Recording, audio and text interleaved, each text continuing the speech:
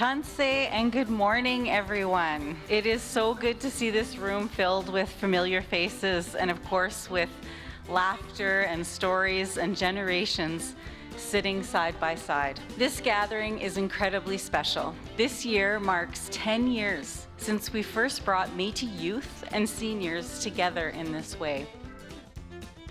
Seeing our leaders, our doctors, our officers, our officials, everybody from our elders, seniors, youth, newborns, and just seeing new citizens, seeing family members. It's always a great event to come to and just meet people, meet family, catch up.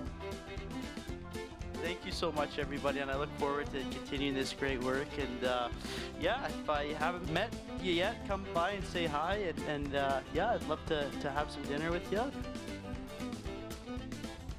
That was just so excited to be here with a senior, and she was saying that she was like, I just need to share my stories, and I need to talk to the youth, but I also want to hear their stories. And she said it so perfectly, and that's exactly what I want.